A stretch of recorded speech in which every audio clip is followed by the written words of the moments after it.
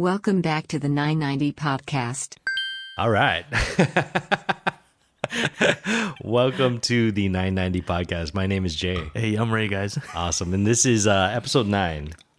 We're on 9, my favorite number. Is it really? Yeah. Oh, why? I don't know, man. Growing up, it's just 9. Things would come up and 9 would be like the lucky number for me. There's All the players that I like usually played No number kidding. 9 too. Yeah, I know there's people believe in the angel numbers or whatnot, right? Is that a thing? Yeah. What is this angel number thing? You gotta ask my wife. I don't know. Angel numbers, okay. Yeah. But some people believe in sequences of numbers that pop up. Gotcha. Okay. Like 1212, or 777 or whatever it may be, right? Okay. They just believe that this is something that happens for a reason, and for whatever reason, those sequence of numbers appear all the time for them. But yeah, it's a really popular and corny tattoo. What we got going on today, Jay? Yeah, well, talking about numbers. Okay, so I think one of the most frequented questions that we've been getting lately is, what does 990 mean in the 990 podcast? So, if I were to take a crack at it, we did not know what to name this podcast. Yeah. I think Full transparency. Yeah, we it was a work in progress. We thought, okay, we'll name this later, and then Ray just had it in there as 990 podcast, and I think the reason why we had it as a placeholder initially was for our love of the 990 sneaker. Yep. So for those that don't know, the 990 is made by New Balance. Originally introduced in 1982. Hey. And I'll be the first one to say that Ray was probably one to introduce me to that shoe. When we were working together, he had a bunch of pairs, would wear them all the time. And this was actually, I will honestly say, Ray was very early on the dad shoe vibe. I think even before he was an actual real daddy. Yeah. Yeah. It was either those or the Monarchs. But, Ray just that was he was about that life early on. I was about that life. Yeah. But yeah, it was funny. I think my apprehension with the name originally was like, hey, this is not a sneaker podcast. We don't want people to think about it that way. Yeah. But the more we started talking about it and thinking about what 990 represents and what it means to us, it just kind of made sense, right? Yeah. When we talked about it, you just beautifully laid it out for me, and I was like, that's perfect. We gotta let people know that's what it's about. But yeah, I think it's good to mention these things because, like again, you said we don't want it to sound like a shoe podcast. Yeah. Well, okay. So if you kind of just dissect what the 990 is, I mean, obviously it's an old shoe, right? Yes. I think back in the 80s, it might have been a kind of a modern take on a runner. Probably. If so, Yeah. But what's dope is they're still making them. They're still in production to this day. I think we're on version 6 right now, but they still release the originals. So all the previous versions are still in circulation. Timeless. Dare I say perpetual? Yeah, right. Exactly. Awesome colorways. They do a bunch of collaborations. But I think when you think about just how meaningful they are, it's at the point where you have kind of a modern take on a classic now. So before it was kind of a modern take on a runner back in the 80s. Now present time, it's a modern take on a classic. And when I thought about it even further, when you think about just Ray and I, our personalities, it's really, really reflective of the sneaker. I would go as far as saying Ray is a young man with an old soul. And I am an old man that is very immature. So That young soul. but it seems to work for us, and I think what's even doper than that is, if you just think about the idea of just having a balance, that's kind of what we've been trying to maintain with this podcast. I think you and I have very different life experiences. Yes. There's definitely an age difference, but also just the way that we view the world. I think we see things through different filters and different lenses. But having that balance has kind of really helped us maintain this podcast and hopefully keep it interesting for everybody. Yeah, and there's a lot of things with the podcast in itself. I think one of the things that I've enjoyed was just keeping connected, Jill, because we would meet up about once every month, right? Yeah, absolutely. And when we were talking about the name, let's just use that as placeholder, 990. I thought it was cool. And then when Jill talked about it and again laid it out, I was like, man, that's perfect. I mean, it's timeless. When I think of timeless things, it's it stands amongst every season, I guess, in a sense. You got it. Whatever throws it in its got way, it. it's always there. It always looks good, or it always it's just relevant in Absolutely. every season. Absolutely. For sure. Yeah. How many 990s you got right now? I got about 4 pairs right now. What I do like about them is they do work with the way that my pants fall. Yeah. Throw back to a previous episode there, but yeah. Again, guys, get your pants tapered. Speaking of tapered, I gotta look, bro. I've been looking for new seamstress. Oh, really? Yeah, because mine. Did you break up with your seamstress? Oh man, it's like breaking up with your barber. It is. But she's kind of like slowing down, and she's kind of like on the retiring side. Got it. And so I have a few, but then they're getting expensive. It's super expensive. They're getting expensive for sure. I mean, I think they know. They're like, oh, we got something these guys want, Yeah. So let's hike up that price point the here. demand, they're aware of it. Yes, so I was thinking like, oh man, maybe I should just learn how to sew. Do you have a machine? Yeah, I do. I've never opened it up or never set it up. Really? Well, okay. What made you Yeah. initially get that machine? Talk about ENFPs. To taper. Oh, really? Yeah. You just never learned then. Just never learned. I just never had the drive to set it up. Got you. Again, it goes back to like that entrepreneurship. It's like when you find out how long it takes it to make an LLC, right? How much it costs to, I don't know, pay your online services. Mm-hmm. You're just it becomes daunting. I get it. I get it. And this was years ago. I don't know about now. I mean, now that it's expensive, I might have to get that machine for from sure. my parents. YouTube University. Yeah. You can learn how to do anything on that. Oh yeah. I'm talking like I don't ask my wife to do everything for me. Shouts out to our wives. Yes. What we got talking today? Yeah, man. Today's topic was something that I've been wanting to discuss since we first started recording. Mainly because of just the impact it's kind of had, not just on us, but on the world. And I kind of wanted to just talk about our experience, with the pandemic. 2023 going into 2024. It just feels like we were in a time warp. The last 3 years have flown by. And I don't know if the same experience for you, but for me, I feel like a blink of an eye and now we're here, Yeah. Yeah. Do you remember where you were or what you were doing when you first heard about COVID-19 or the pandemic in general? I don't. I just remember it being a gradual thing where it's like, talking, boom, everyone's kind of like scared and afraid of things. Right. And I don't remember exactly where I was, but I remember the level of understanding of what it was, and it was just kind of like unknown. A lot of things were unknown. Right. But I do remember when it was like, hey, shut down. We got to shut down. Yeah. And so that was a crazy time. I don't know. You want to talk about that? Sure. Shutdown? Yeah. Well, I mean, my experience was really different. So I remember the time exactly because it was in March of 2020. I was doing the closing shift in my work, and we had a crew there. I want to say maybe less than 20 people in the building, and then because we're in Hawaii, because our offices are in the mainland, like we would usually get messages first. They send things out that are meant to be read the next day. We would get it So I remember around 10 p.m. we got an email from the head of the company, and it was basically just saying like, hey, for the safety of our team and our community, we made the decision to do a paid shutdown of the store for a week, and we're gonna kind of regroup from there. Yeah. And I remember reading that and thinking like, we just got paid vacation for a week. I don't know if I was the first to read it, but like it was like literally dominoes, because everybody started talking about it, and then everybody started getting their messages getting sent to them, and it just kind of was like a domino effect, where, oh my God, what's happening? And there was no fear involved. Everybody was just pumped. We were just like, oh yeah, everyone rejoice. Yeah, exactly.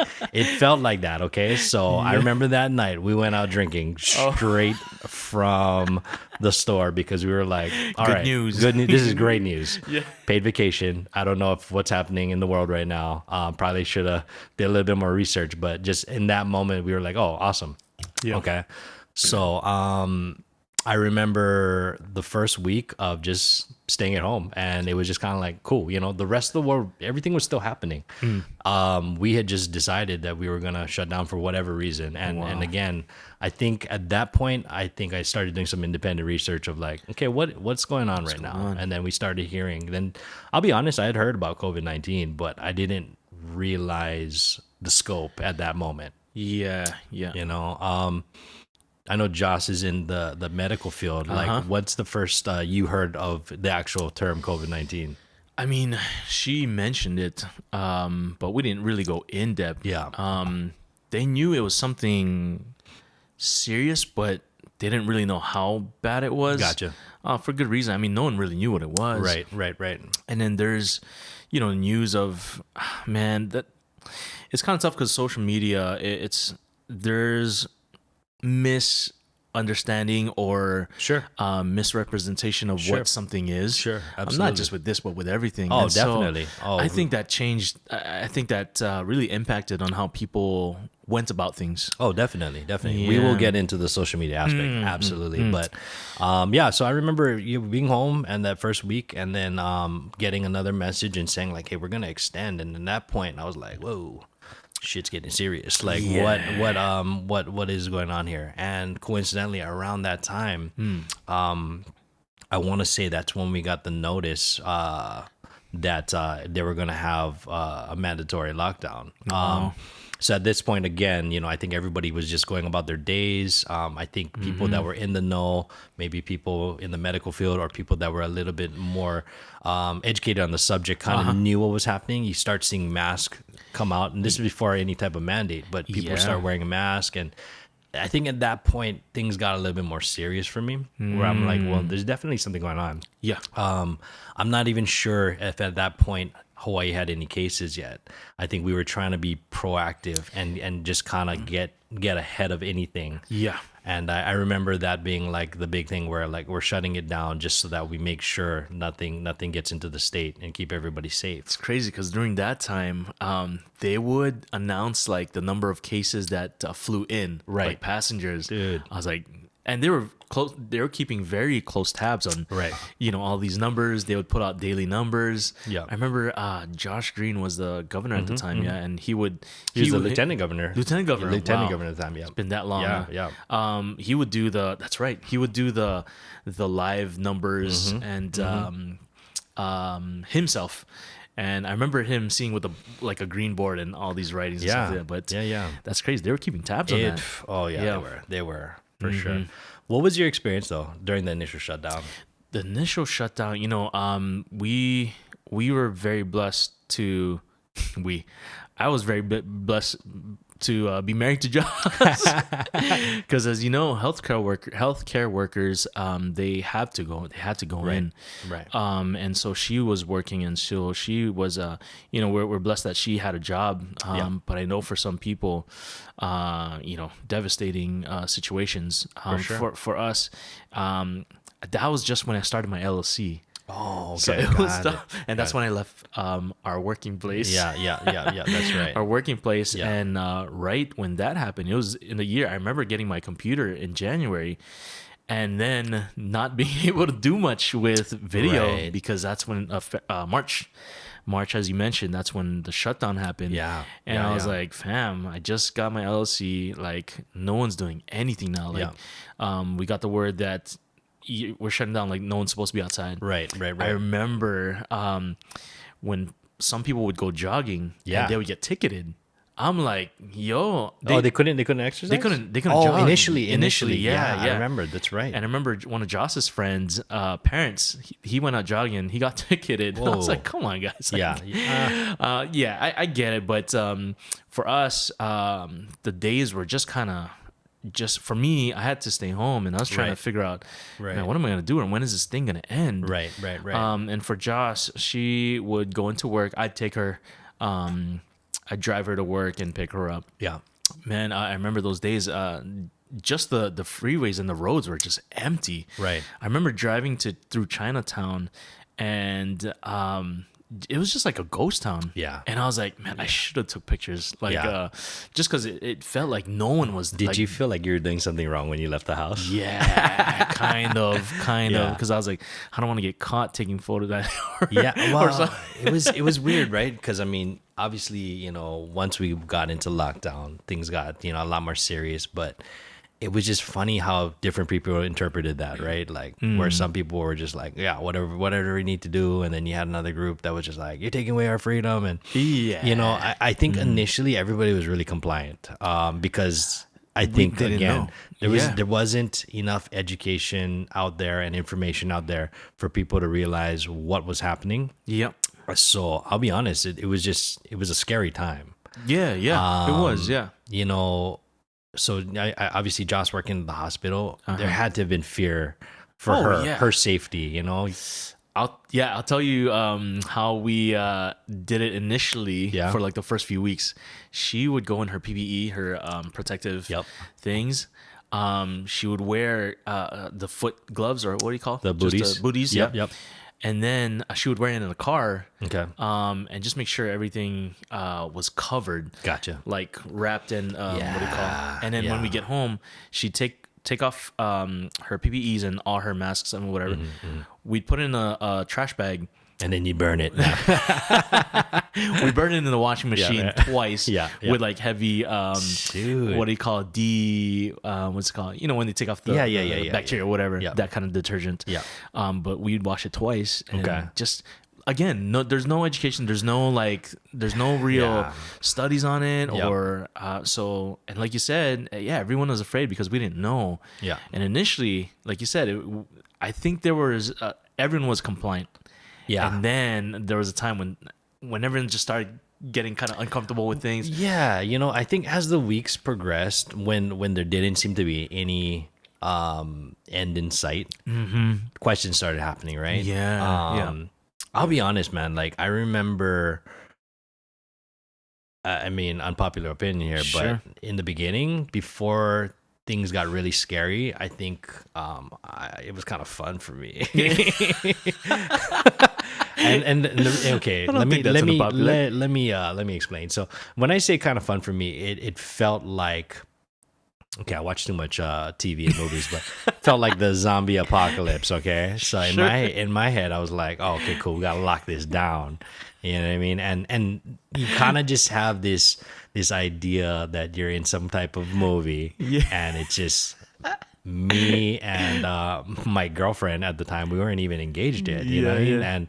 And like I remember, like I just remember those initial days. Like Tristan and I feel like we got so much closer. Really? Yeah, because it truly felt like us against the world. You know what I mean? Like, Did you have your weird question? Did you have your firearms then? No, I'll get to that. Oh, I will. We can talk about that. Yeah. But initially, I had a baseball bat. That was To protect you from the zombies. Yeah, exactly, right. You know, I had my dog. I had my girlfriend. And we were living on Ward Avenue, at the top of Ward Avenue. And I was like, okay, this is a secured building. I got an escape route. If it goes down, this is the way we're getting out of here. Yeah. Never mind, we're on an island, right? So. I was just like, once people start turning, this is what we got to do. Yeah. But I remember that there used to be this show called Doomsday Preppers, and I used to think like, oh, these guys are so paranoid. And then here I am like, oh man, we got to start buying canned goods, and we got to start stockpiling food, all of that stuff. So initially, there was a lot of foolish spending on my end. I think there was a lot of like, you know, we couldn't really do anything. So I think Amazon was the mode of purchase for a lot of Were things. they still delivering? They were. Wow, Yeah, we I were didn't still know getting that. deliveries. You were still getting mail and deliveries. And I think for most people that this was before we really could go out and get stuff. I think you could do supplies and groceries and whatnot. That was never, but it was kind of a whole ordeal. And I'll be honest, you know, because of just the scare tactics at the moment, like people were freaked out to leave their house. Oh yeah, You know, like I didn't really like my neighbor, to be honest with you, but I definitely didn't want to see him. Like I was like, get away from me, man. You know, living in a condo, it was just kind of a cramped area, and I was just like, I don't want to see nobody right now. It's just just me and my girl and my dog, and that's You it. were on top of the world, huh? Oh yeah. So initially it was fun. I don't know if you share that sentiment. Keep in mind though, and I don't take this lightly. Sure. I had a job, you know what I mean? Like I was getting paid to do nothing at the moment. Yeah, yeah. This was the first couple months or first month. It was the first couple of weeks, and that extended. And I will go as far as saying, like, I don't want to be insensitive to anything because I know that a lot of people lost work. Yeah. A lot of people lost livelihood. And I think maybe the reason why I had that attitude at that moment was because I had job security. You know, Tristan had job security. We were being taken care of. She was actually started a work from home type situation. But for me, I mean, hopefully nobody listens to this. I wasn't doing anything. I was getting paid, you know. But yeah, it was really that type of thing for me. So I think it allowed me to focus on different things rather than worrying about income at the moment. Yeah, yeah, yeah. I do remember. Yeah, I don't think that's unpopular. We had kind of fun. Yeah. I mean, down the road, it was a lot better when they started letting people out, like initially. Yeah. But I remember in the beginning, Jay, there's this game on Nintendo Switch called Animal Crossing. Oh, snap! It was so huge. Okay. And You got into this too. well, we were able to get it at GameStop in not Kailua, Windward. Okay. Windward Mall.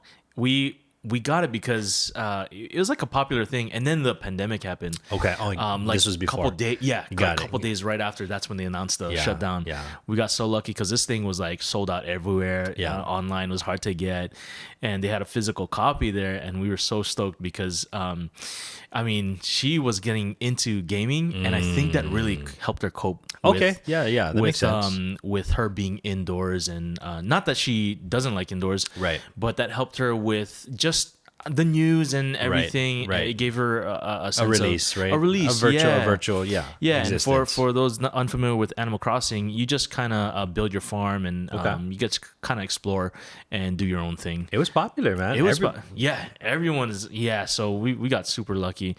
And I was kind of stoked too because Josh really isn't a gamer. Yeah. But when she was playing that, I was just kind of proud inside.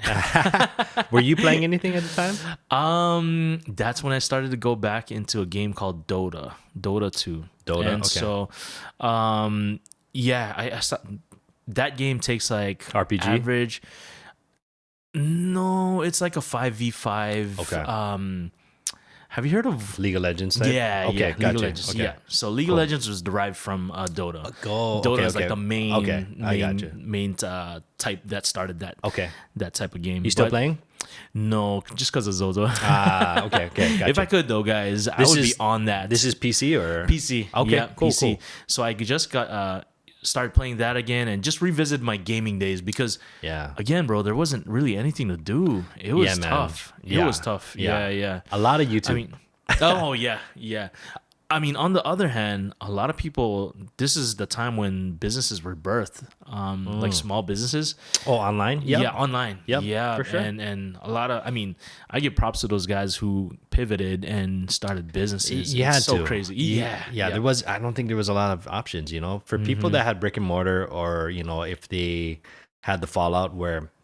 I mean, I remember just seeing businesses upon businesses closing because they just could not bear the weight of, right? I mean, you know, they're just being shut down for that amount of time, and people being laid off, people getting fired. You know, it was so sad. So again, you know, my earlier comments was just strictly my experience, but I know how heavy that impacted people. One of the saddest things with just Hawaii was that the small businesses. Yep. I mean, when I think about Hawaii and the characteristics and like the just its personality, I mean, I see it as a lot of small mom and pop shops. Yep, for sure. And when those things close, I'm like, okay, what's left of the Hawaii? I don't want to call it feeling or characteristics, right? Yeah, for sure. Because that's a lot of It's something that's very what unique, right? Yeah. Because now bigger stores are coming in and it's like, okay, what makes Hawaii then? Besides, Well, I think what was sad was a lot of these businesses, they've been doing the same type of business for decades, and I think that there were a lot of things that happened during the pandemic. You know, it's kind of funny that we talk about the pandemic like as if there was a start and a finish. Like it's basically something that is just gonna ever be present. Yeah. Probably, you know, in our lifetime now, unfortunately. But it's just funny how there seems to be like a hard start and stop to what Yeah, it happened. seems You like know, that like way, when we're yeah. like, oh, the pandemic's over. I'm like, well, people are still getting COVID. You know, like it's Yeah. you don't really think about it as much. But Yep.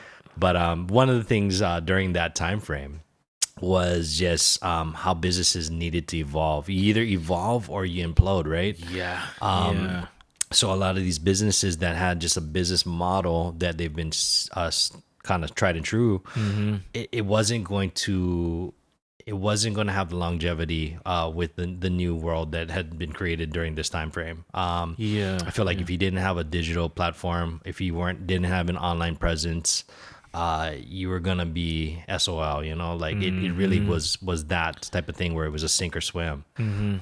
So unfortunately, we lost a lot of great businesses because people weren't ready for that.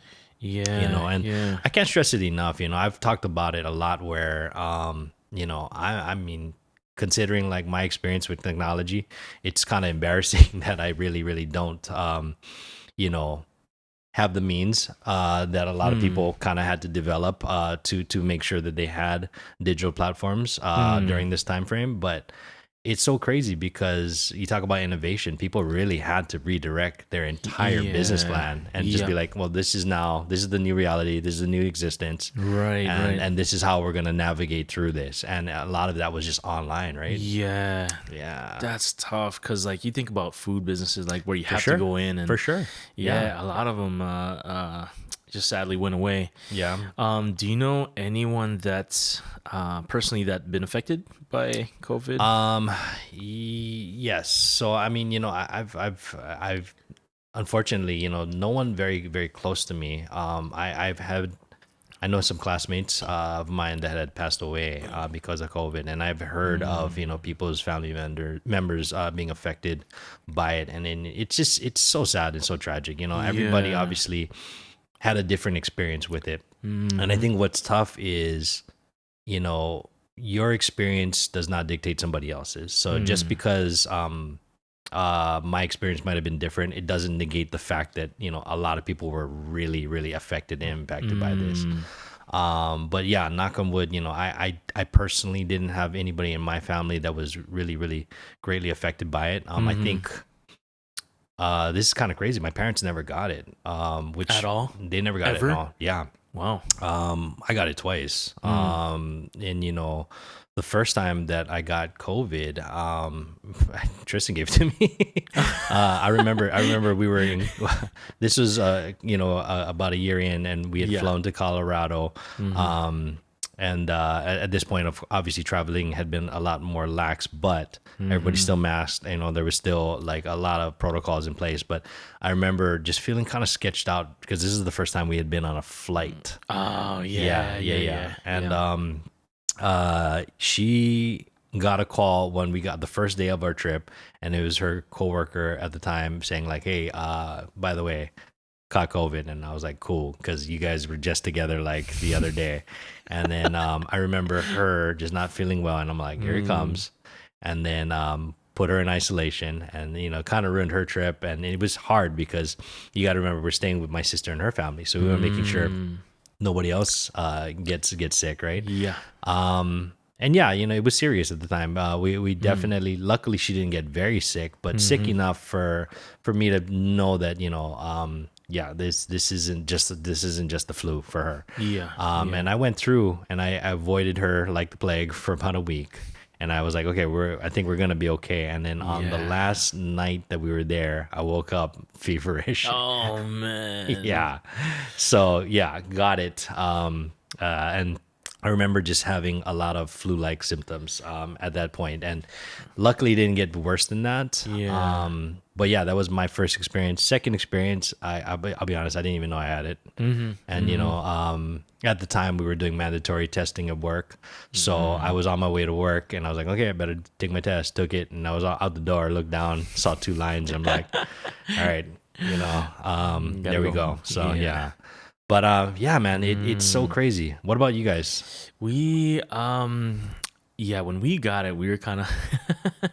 It just sounds like we got bad, like super bad news in the family. Right. But yeah, we didn't. Josh got really sick. Okay. For myself, it was just like another cold. Okay. But I remember those times when I think one of my parents got it, but and what they did was again just separate, like block off the rooms. Sure. Stay in your room for like however long you gotta take, and all that stuff. For Joss and I, we lived actually, yeah, she got sick after like the first year. Okay. And so we live in an apartment, and it's like kind of like hard to avoid someone when it's a small area. And so I got it from her, but luckily it wasn't anything crazy. Okay. But I remember getting it the first time and reading the indicator. Yeah. And I was like, oh shucks, how nuts is this gonna get? Because I remember knowing that each person was different. Yes. And it was kind of based on their like respiratory system. Or Sure. right? And so I didn't know how bad it was gonna get, but we were afraid. I was afraid for my parents. Oh no, and that was the biggest thing. Yeah. Right. Yeah. Like you got people that are in an age bracket or maybe have pre-existing health conditions, and yeah, I mean, I was of course scared for ourselves, but I was always more afraid for our parents. Like at that point, we were still having contact with everybody, and it gets to the point where you're like you're afraid. You don't want to be the one to get your parents sick. Yeah, if that makes sense, right? Oh, for sure. Yeah. Yeah. For us, like, I remember my dad telling me when he got it, he just sounds like super sad when he told us, he's like, Anak, I caught COVID, and it was just very the tone was just very sad and for good reason, because again we didn't know. Okay, so I think we're kind of fast forwarding, but I mean, if you think about just the initial. Okay, so you got the initial shutdown, and then we hear people now there are cases on island. Okay.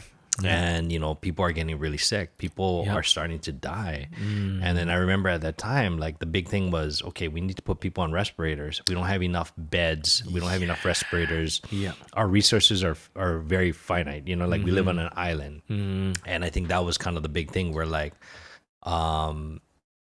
that's when I think it got to the point where we were looking at it of like, okay, if you get it, like you're doomed. I mean, I hate to say it like that, right? Yeah. It felt like that. It really felt like that. And I think that's kind of when it flipped for me. Whereas like, okay, at first it was like, okay, having fun, playing survivalist in the house. And now it's like, whoa, people are dying now, right? Right. And that's when things kind of flipped for me. But what was crazy was I remember during that period, me myself just being very paranoid. I think that's probably the best word for it, because once again, once that flip was made where I was like, well, people are dying, this is really serious. Number one, fear for our own safety, but also for my family. I don't want anybody else getting my family sick. I don't want to be the one to get my family sick. We started taking things really serious, and I think that's at the moment where like, if you got to leave the house, you're wearing 2 masks, you're not talking to nobody, you wear gloves, like you're like 20 feet away. Yeah, and I mean, now it sounds almost insane, and we'll get to that. Yeah. But like during that moment, like you don't even think about it. Like you're literally like, everybody just get away from me, like you didn't want to be around anybody or any type of contact, or like, oh yeah, you just felt like you were now just this independent entity in the world. There was no sense of community. Does that make sense? Yeah. Oh yeah. 100%. Yeah. Like, I mean, you have to be around people, but there was no interaction.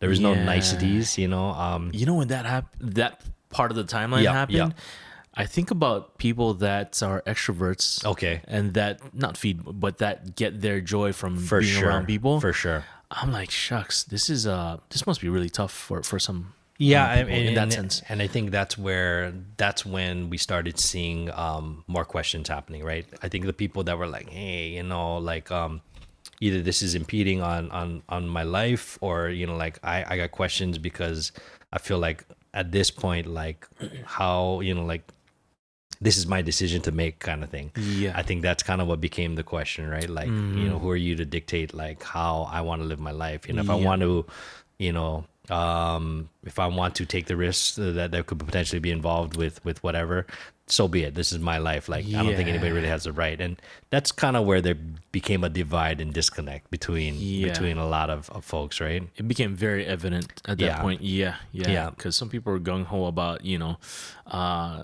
government just holding us in or whatever. Oh, man, and for sure.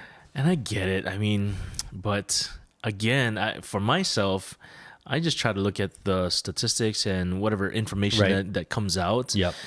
Even we talking about the big V word, the vaccine portion. Yep. When that started, I mean, people were waiting for that to happen. For sure. And then there's one crowd where it's like, yo, they're holding it back. There's a lot of conspiracy theory happening during this time. Yeah. But I remember when they started letting people out. Yeah. I mean, everyone was.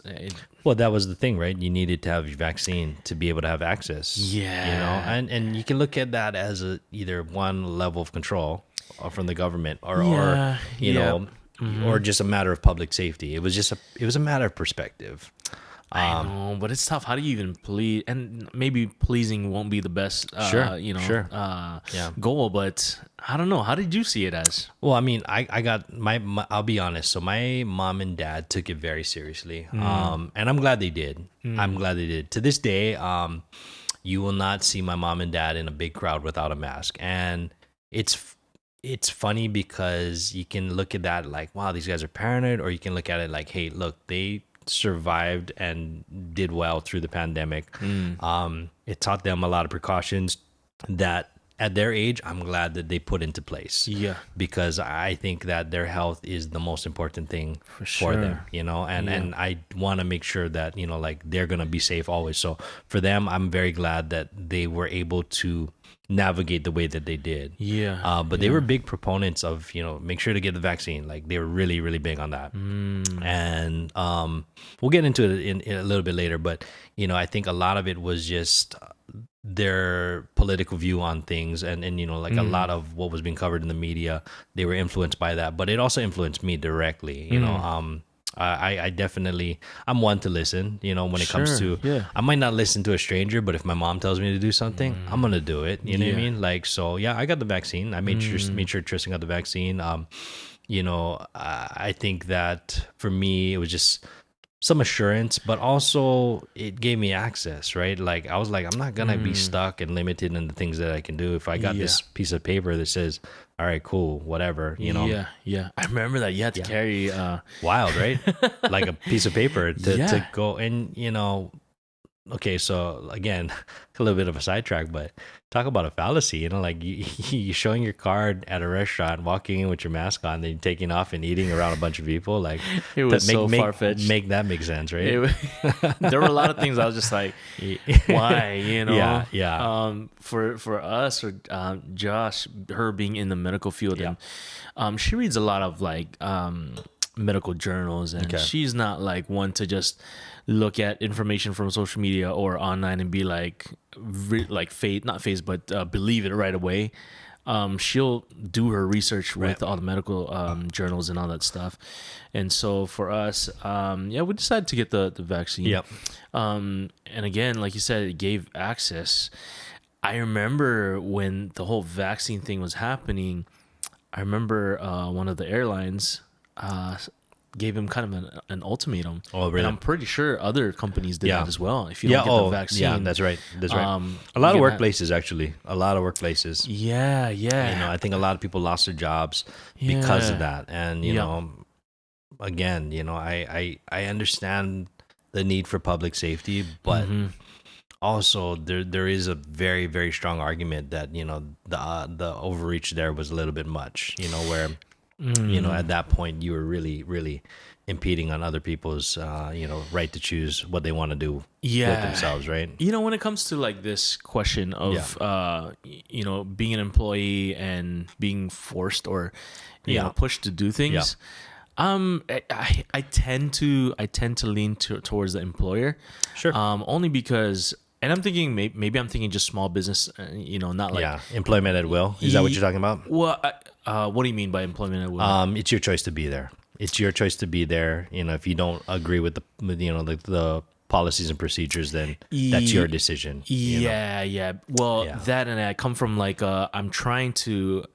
I don't want to say empathize, but maybe I'm trying to look at it from the business owner's standpoint, where he's the one that, or she is taking the risk of, that got him to where this company is now. Yeah. And it's like, if you don't comply, then that's kind of, it is what it is kind of thing. At that moment, it was greater good, right? And at that point, unfortunately, you're gonna have some people that don't have the same ideologies when it comes to these things, and unfortunately, like, hey, I have to think about everyone else, not just you. Right.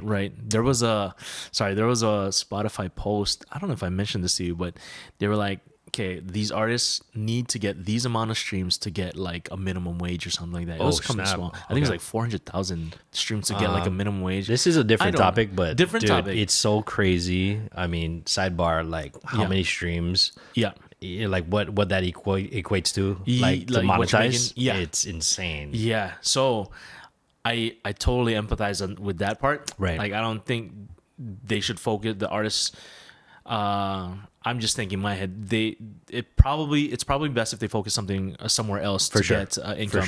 For sure. But on the other hand, I'm like, well, and this person's like complaining on the description, right? Right. And I'm just like, well, maybe is there a way you can start a Spotify yourself? Yeah. So I'm just like, you know what I mean? Like, I get it. So I don't know. Maybe that's just a little harsh view, I mean, but it makes sense. It makes sense. Yeah. I mean, you bringing up a good point. So, like, let's talk about social media during the pandemic. And I don't want to say the internet in general. Let's focus on social media. Okay. And mainly because I think like it forever changed the way that we view things. That 3-year period that we went through, it not only impacted our lives, but also it really did reframe the way that we think about things. Yeah. What do you think about that? Like, when it comes to how do you view things, like when you think about what you were consuming at that point? Like, man, so for me, like, I think I need to make a disclaimer and say anything that I see on social media, I just don't believe. Okay. Whether it's something that I'm like maybe biased about or not, I'm like, no, like, I gotta do my mind is like, someone has to do their when someone sees something on social media, like statistics or, news or whatever, they then need to do their due diligence of doing their research, right, to make sure this is very accurate. No one has time for that. Like, you know what I'm saying? Well, for the most part. Yeah. I mean, you think about attention spans. Yeah. Well, and that's why for me, it's like, I take everything with a grain of salt, because I don't, if we're trying to have a conversation, it needs to be, those two parties need to bring like facts and like a bunch of research to talk about something and come to a conclusion. Okay. That's how I see in my mind, like when I see something on social media. So for me, it's like every time when I saw things about, like coming from, was it Wuhan or like, China. Coming from, starting from bats or whatever, I'm just like, okay, that's good to or a good thing to, not good, but it's something to start off with. Right. But it's like, where am I getting this information? How can I dig deeper? Or what's, all these things in my head. It's like, sure, I don't know what to believe, and I don't want to believe it because I don't have facts. And when I see these facts or information presented, it's like, I gotta take time to do research on my own before making, or being put into a bracket of this type of people that believe this, right? Yeah, that makes sense. What about you for social media? So for me, I mean, okay, so disclaimer, the only social media that I use, I stopped using Twitter. I have a Facebook. I don't use it. So sorry, anybody messaging me on Facebook. I don't ever check that. You log in, you're like, happy birthday from like 7 years ago. My bad. But yeah, no, Instagram, that's pretty much all that I had during that time. I've had the same Instagram page during that time for years. And my friend group was on there, my acquaintances, my coworkers, my family, everybody was on this. That's the way I stayed connected with most. And I'll be honest with you, like, I noticed a distinct change in a lot of things once the pandemic hit. So number one, information, right? So everybody all of a sudden has become subject matter experts in everything, right? Exactly. And last time I checked, you're not a scientist or a doctor. I mean, but I will say, on the opposite end, you said that you take things at face value for whatever reason. I think during that time I was a lot more impressionable than I'd like to admit, if that makes sense. Impressionable in because that was the choice that I made to consume information. Like that was because that was the form of media that I was using to consume all of this information. I did take into heart a lot of things. It influenced me a lot more than I thought. I would have hoped that I could have been like you, where I'm like, well, okay, let's just that's interesting on that take, right? But let me do some research on that. But for me, I think I was just getting so much information that some of the things that would normally be taken at face value were taken to heart a little bit more. And it's interesting. I think there's a Netflix show called The Social Dilemma, and it kind of explores this idea. It's actually a really good show, but it talks about how algorithms work, and how, like, based off of just your consumption patterns, what you're viewing and what you're liking, it'll kind of create a tailored kind of a tailored experience, right? And for me, at that time, I think whatever information I was looking at, I started just seeing a specific feed, and that just became some sort of a reality for me. And it's interesting because I got very polar opposite. This is interesting. Most people, either when you think about a political stance, they'll either get a right or left wing take on things, right? Sure. I had a really, really different experience. So my family typically is they vote Democratic on a lot of things, right? And I think because of that, it's very liberal. Like I think I grew up with a lot of very open ideas just because of my family, my mom and dad. That's just something that they kind of instilled in us. So when it came to just what the political feed that I was getting, it was really, really liberal ideas. But on the flip side, like, I think I started getting down this rabbit hole of just paranoia. Okay. And that, I'm not saying that was a right wing thing, but sure, it kind of started pulling me in the direction of, like, okay, well, Second Amendment rights, and like, you gotta arm yourself, you gotta protect yourself. This could happen if shit hits the fan. You gotta be prepared for that. So talk about a contradictory feed, right, that you're getting. And that's what I was seeing every single day, and it literally, I went down a rabbit hole. I mean, when we talked about the pandemic, once things weren't fun and games for me anymore, and I started starting to get worried about stuff, like, I was like, well, you got to remember, at this time, there was a lot of civil unrest. When we talk about a lot of social issues that were happening, when you just talk about just the unjust circumstances that were happening to so many people during the pandemic. So on top of just everything just being so heightened, like, it was just exacerbated even more because of just all this social injustice, right? And I think me seeing all of that, it just kind of led to this outrage culture of, like, like, this isn't right. And to add to that, like, now, on top of it, you're like, okay, well, if this happens, I got to protect myself. And that kind of became a whole different thing for me entirely, right? That was the first, my first experience with purchasing firearms. It was during the pandemic. And I'll be honest with you, I've shot guns before. My brother-in-law, he's taken me shooting multiple times. And, prior to that, I had limited experience with firearms. But I don't know, always had a fascination. Blame gangster rap, I guess. But I never owned one. And during that time, accumulated, quite a few. I don't know. You don't own guns, Joe? No. Ever thought about it? Oh yeah. We thought. I mean, what would be the reason behind purchasing a firearm? For defense. For self-defense. Yeah, it's 100% defense. I don't know. Me and my friends, like we're in a group chat, and they have firearms. Yeah. All of them do, and I'm just like over there, like, oh, I'm looking at defense guns, like Yeah. not like actual, Right, right. real bullets or shells or whatever. Yeah. But I'm just looking at the ones that can defend home. But they're like, yeah, but you just want to take them out, Yeah, take them out if yeah, they're there. Yeah. I get it. I just don't want to kill them. Fair, man. You know, I just want you to get away from us. hey, fair. BB guns. I know, but Yeah. then I realized, okay, yeah, I think a firearms would probably be the best deterrent for or any burglar or trying For to, sure, you for know, sure. You know, different takes on it, right? Absolutely. Yeah. yeah. Like, I mean, number one, it is a huge responsibility.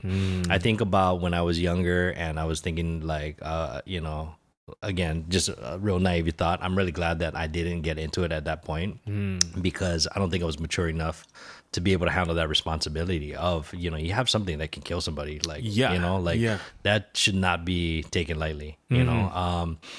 So, you know, at that time, I felt like this is, again, a reason for me to really look at protecting my family and my home. And that's kind of when I got into it. But yeah, man, at that moment, my thoughts on everything was really based off of the fear of the worst case scenario happening. Yeah. And you think those, from your perspective, the feeds.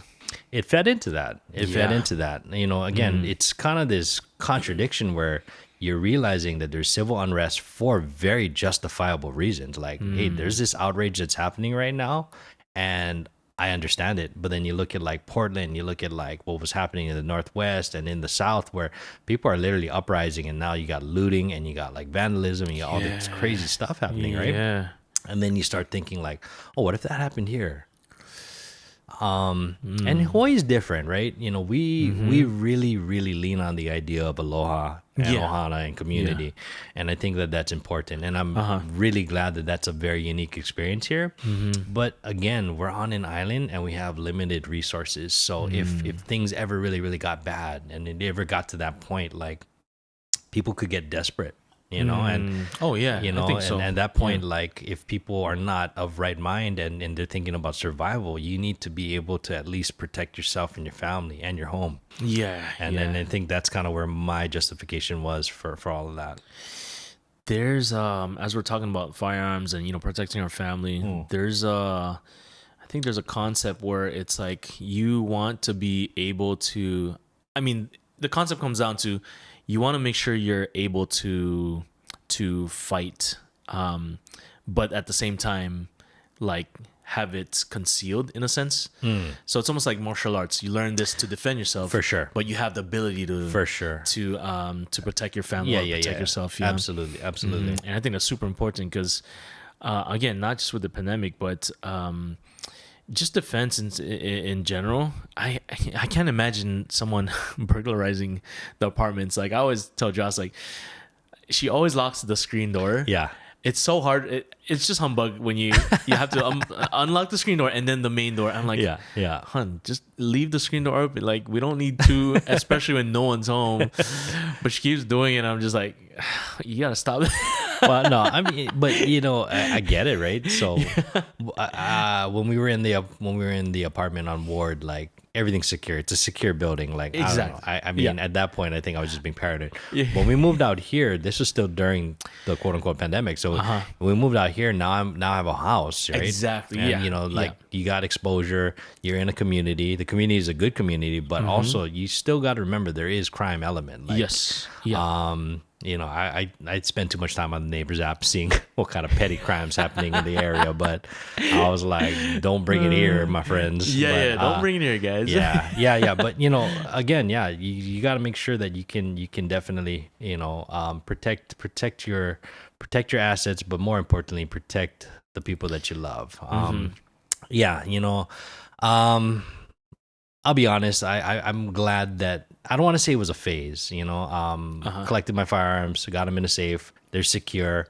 I got enough ammunition to last me for a while.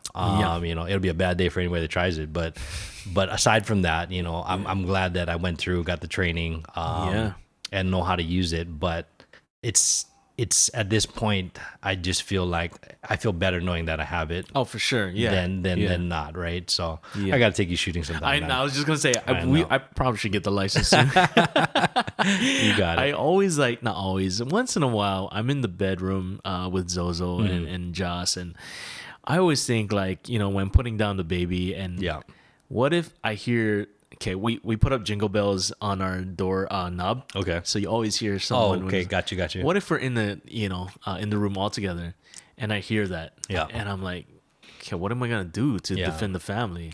Like, because I know someone's in. Yeah. I mean, so I always have these. For me, it's kind of like it's not dark to play these things, but I feel like it's I would say it's reasonable to play out these things because who knows, it could happen. Yeah. It yeah, could yeah, happen. Yeah. And for myself, I'm hyper aware of my surroundings, and I'm always forward thinking in terms of what's happening around me. And so I don't have a plan behind that. Yeah. So I don't know. Yeah. It's time to get the license. Keep your perspective. Again, I went a little bit overboard. No, that's good. I got a plate carrier.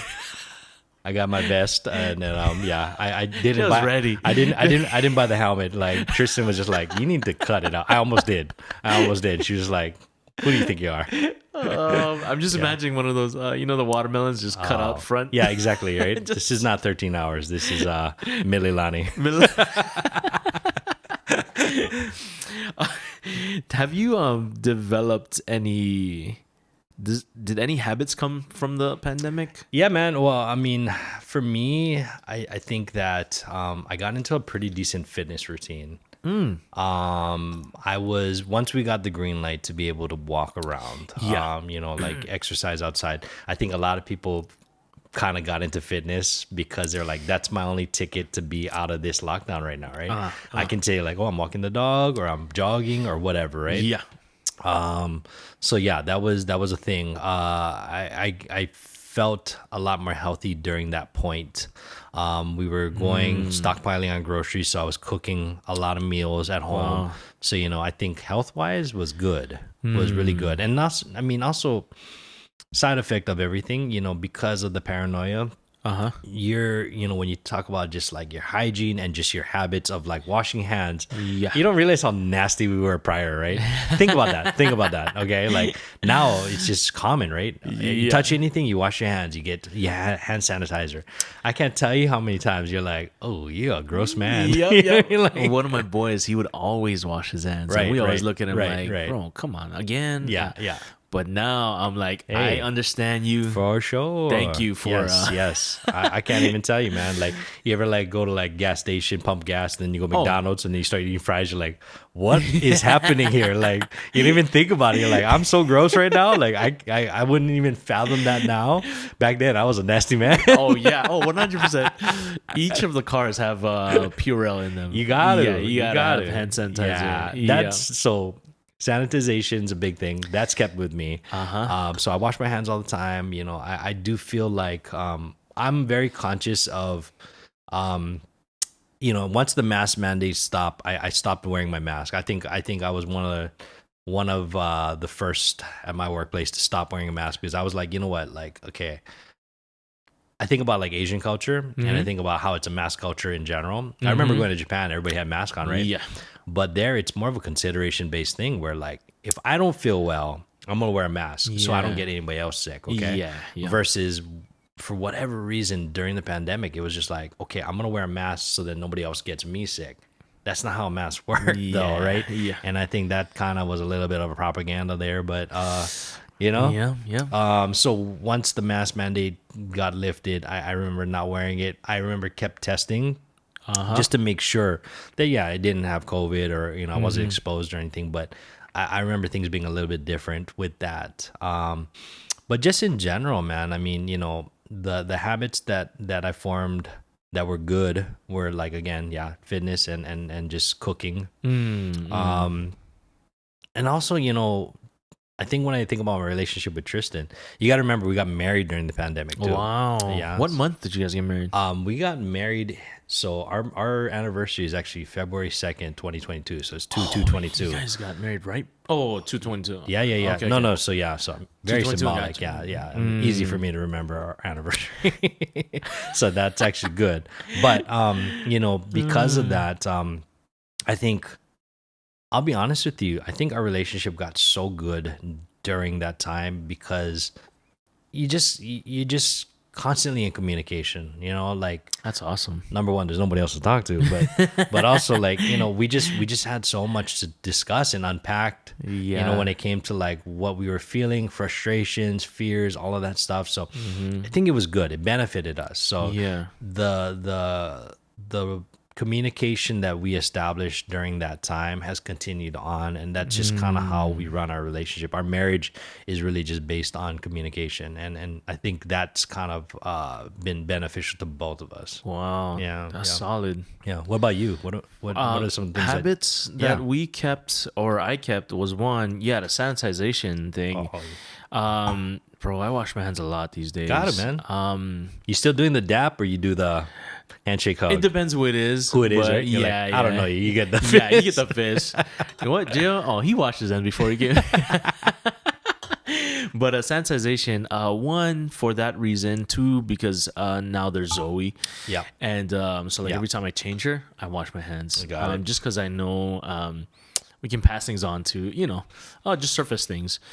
So that was one habit that I kept. One that I wish we kept, but that was a habit during the pandemic. Once we were started to we were allowed to go out, was going to the beach. Oh, okay. So Joss Yeah. and I, it was pretty lovely. Like we'd go and there would be like, I don't know, I don't want to say two, maybe 3 to 5 people Right. scattered Yeah, out. yeah. But we just have like the whole Waimea to ourselves. It was amazing. It was so fun. It was so Yeah, nice. yeah. And those were like our mini dates and Sure, time to spend sure. with each other. And there was like no one there, bro. It was really nice. Would Zozo be considered a pandemic baby, quote unquote? I'm trying to think when she was born. It's gonna be 1 year, right? 2021. Oh yeah, for sure then. For sure. Yeah. During that time, yeah. Because when she got COVID, I think at the 3-month mark, or something, we were super worried. Oh, of course, for the baby. For the baby, we didn't know, there wasn't any research on babies and how sure. it affected them in the long Yeah, run. yeah. I mean, luckily she's been okay. Yeah, I think. Yeah. But yeah, she's a pandemic baby, and I think for habits wise, I think I wish we kept those things. But now I know Waimea is always busy. You can barely find parking. But we took advantage of people being afraid of going out. And, Yeah. we went like whenever she was off, we went like 3 times a day. 3 times a day. We went like 3 times a week, consecutive times, right. whenever we could. It was the ocean was therapeutic for you guys. I think it was the fact that no one was really there. Yeah. And the drive was nice. Yes. On top of that, I just like driving, bro. Yeah, that isn't that funny where like we live on an island, there's only so many places you can drive, but during that time, because there wasn't a lot of people on the road, you kind of had this weird sense of freedom when you were in your car, right? Yeah, it did. Like, this is my safe bubble. Yeah. No matter what's happening outside, like, we're good here, so I'm gonna just drive around. I think that's what it was too. Part of it was proximity. Yeah. Like you weren't allowed within 10 feet, 20 feet, something like that. Yeah. Even at the beach, like we would, as people started coming in, they were still implementing the rule of you got to be 10 feet away. Yeah. Because they had all these weird rules, right? When they started to let people out. For sure. So yeah, those were probably the best habits. I mean, I wish we kept that, but Right. It's just too busy now. Yeah, we don't want to go out. I got it. Yeah. So When you think about like, could this happen again? Like, what do you have a healthy fear of this reoccurring, or if not a pandemic, like some kind of world impacting event that could really, really affect us? Yeah. That's a crazy question because I don't think a lot of people think about No, it happening man. again. For sure. I don't know if I think it would just replay just the things that we went through in terms of Right. finding out the information. Do you think that on top of just the information piece, do you think that we would be more prepared going into this because you were like, we've done this already? I feel like it would, I don't know, maybe this is just like my deepest fears in my head, but I feel like if there was one again, Yeah. it would probably be way quicker in terms of affecting people. Oh, okay. Gotcha. Yeah. And I don't know, maybe assuming the worst is a good thing, but Yeah. I mean, I'll be honest with you, not to, again, serious this out, but I'm not even as afraid of that as I am of like war or like that type of situation, with everything going on in the world right now. But again, yeah, I mean, all you can do is just really take care of yourself, take care of the people around you, be good to your neighbors. I think that's something, again, we did lose sight of community. And I think because the mentality was just take care of yourself and the ones around you, you kind of forget that, hey, we live in a society, and society depends on us really just having a mutual respect for each other. So I would hope that would be a little bit stronger this time around if it were to happen again. Yeah. But we'll see. We'll see. Yeah, man. But yeah. So anyway, I just this was a topic that I've kind of had on the back burner for a minute, but I was always really interested in your take on a lot of this stuff, and yeah, it's interesting. I hope people listening to this will comment and tell us about their experiences. Their experiences for sure. Because each story during this time is very unique, and I would love to hear stories from other people for sure, and see what their experiences were. Absolutely. But yeah, hey, again, guys, thank you so much for listening, and we will be back with another podcast very soon. Yeah, thanks, guys. All right, Peace.